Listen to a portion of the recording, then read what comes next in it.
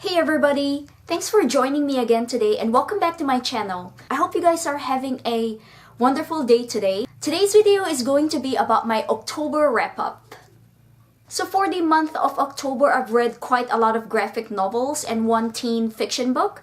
So let's get started. So one of the first graphic novels that I've read is Jughead's Time Police. And this is what it looks like.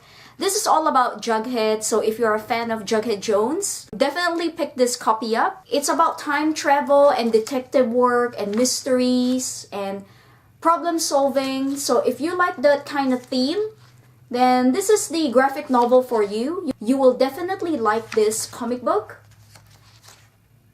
However, I wasn't much into time travel genre. I wasn't into really that main theme as well, and most of the time it's just Jughead Jones with Jan, his partner in crime, and they went through a lot of time traveling adventures together, and it was really cool. I liked this book, but not as much as the other Archie comic books. I miss all the other characters. This one is just an average read for me. I would give this a 3-star out of 5. The next Archie comics that I've read is The Best of Archie, Americana, Silver Age, 1960s to 1970s.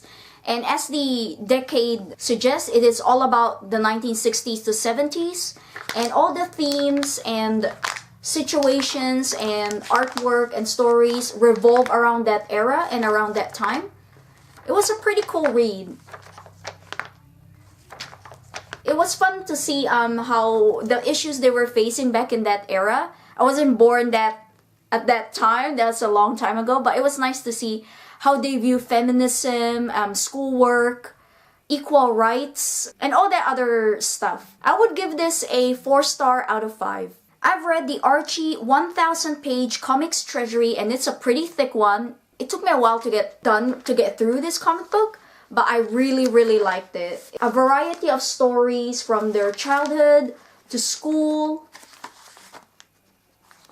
dates, boyfriends.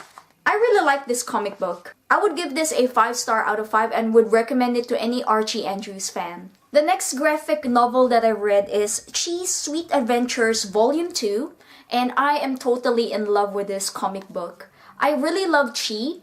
She's a lively, adventurous kitten, and she goes through all these misadventures and all these experiences, and I really like it. She went through cat lessons with Blackie, an adult black cat, and she met another stray cat named Kochi, and together they play around, go through places together, and have all sorts of fun and adventure. I really like Chi. She's so adorable and cute. And I would recommend this graphic novel to cat lovers out there or anyone with pets. It really showcases what it's like to be in a cat's mind and a cat's life and what they get up to during the day. This is by Konami Konata, by the way, and she is so good at capturing a cat's life and a cat's personality, especially a kitten like Chi. If you love cats, you will love this book, guaranteed. I would give this a 5-star out of 5. Okay, the only fiction book that I've read this month is called Listen to Your Heart by Kasie West. And as you know, in the past, I've always raved about Kasie West books and I've read every single one of them.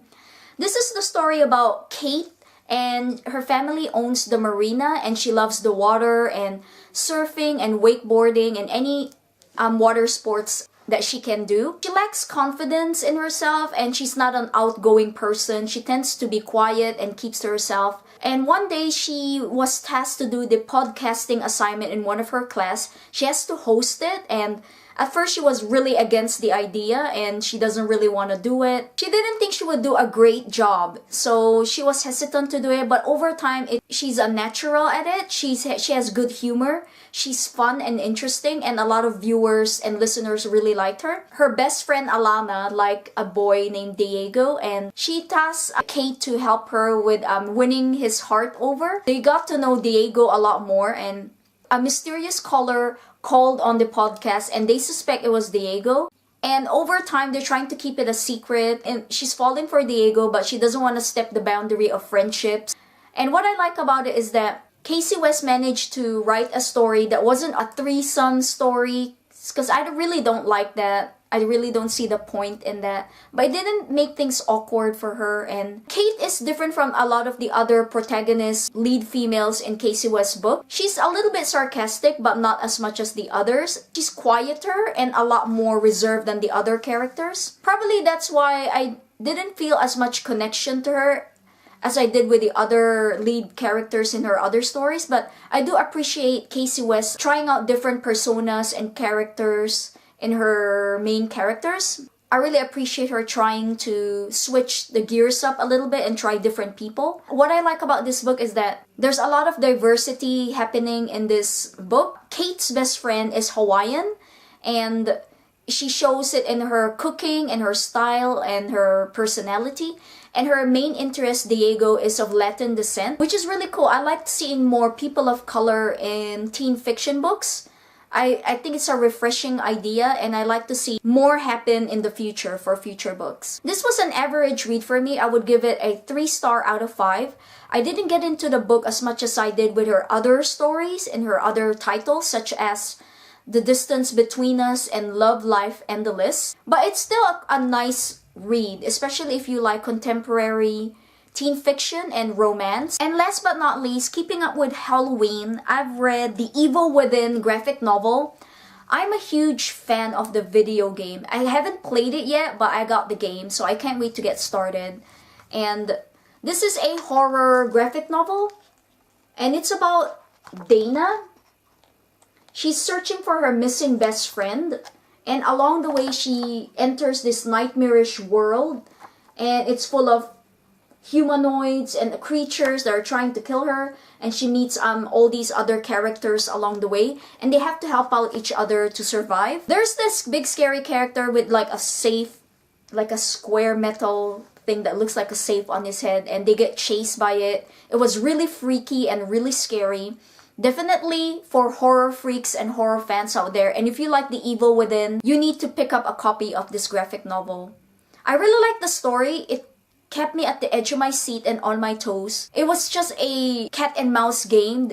Dana and the others are just trying to outwit and outsmart the evil presence around them. And Ruvik as well, if you know him from the game. Along the way, they find out some dark past they had.